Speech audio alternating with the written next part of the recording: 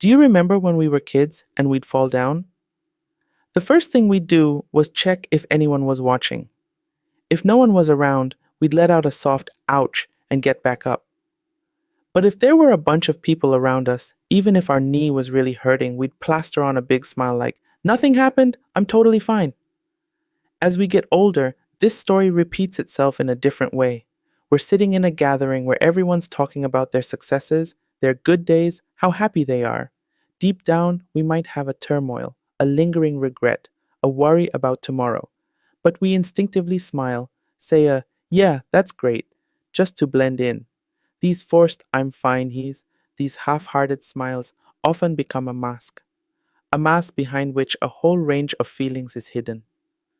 Psychology has a nice term for this: cognitive dissonance. It's like a contradiction between what we truly feel and what we show. This contradiction takes a lot of energy from us and leaves an unpleasant feeling inside. Many people's experiences have shown that hiding emotions is like holding a ball underwater. The harder you try to keep it down, the more forcefully it will pop back up when you let go. These suppressed emotions will one day show themselves in our relationships, our decision making, or even in our physical and mental health. Take a moment to think about your closest friend. If they always said, "I'm great, I have no problems," would you believe them? No, because you know that no one in this world is without worries and challenges. So why do we expect ourselves to always show a flawless and happy face? The reality is that life has its ups and downs. Hard days are part of the journey.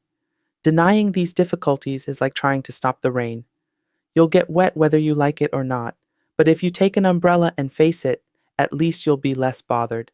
So, let's be a little honest with ourselves. Let's put aside those forced smiles. It's okay if we don't feel good one day. It's okay if something is bothering us. In fact, facing these emotions is the first step towards real change.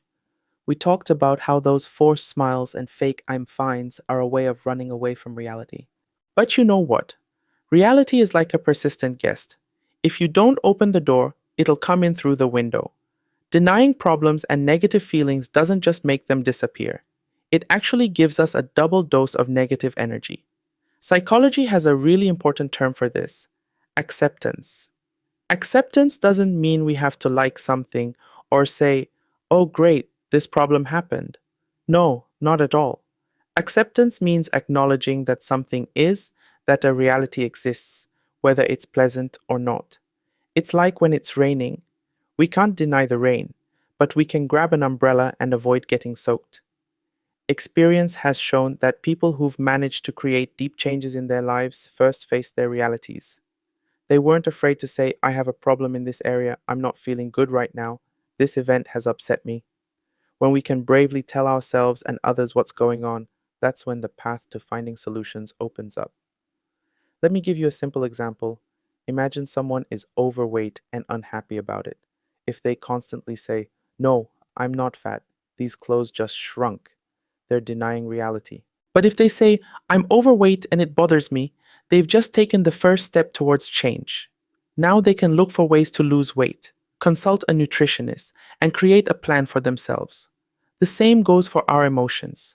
When we feel jealous, if we say, "Nah, jealousy? What's that?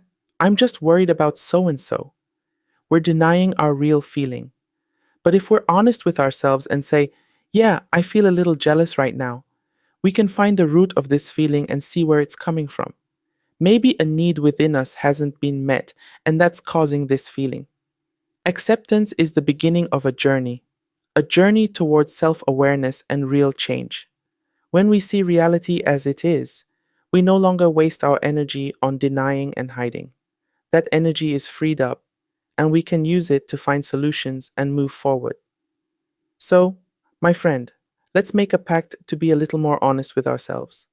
It's okay if reality isn't always pretty and dreamy. What's important is that we have the courage to face it, because it's right in the heart of these realities that the seeds of change sprout. So far, we've understood that it's not only okay to experience negative feelings, but accepting them is the first real step towards change. Now the question is, what comes next?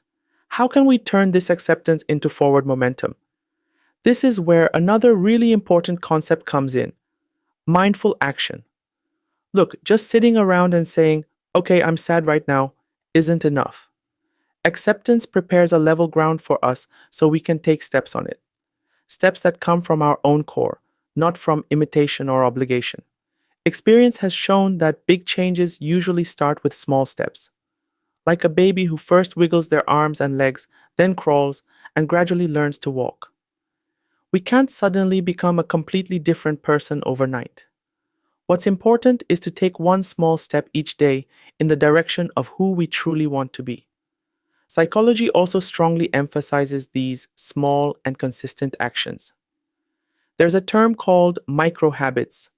These are tiny changes that are so simple they're not hard to do, but when they accumulate over time, they create a big impact. For example, if you want to start exercising, you don't have to run for an hour on day one. You can start with a 10-minute walk and gradually increase the time and intensity.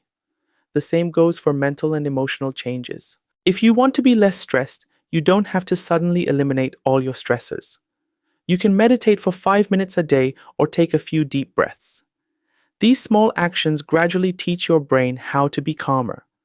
The crucial point here is that these steps must come from your own being.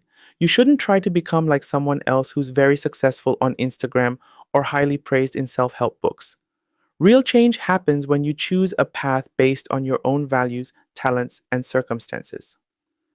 Take a look at the lives of successful people. Many of them faced numerous failures along their journey. But what made them reach their goals was that after each setback, they got back up and took another small step. They accepted the reality that things don't always go according to plan, but they didn't give up.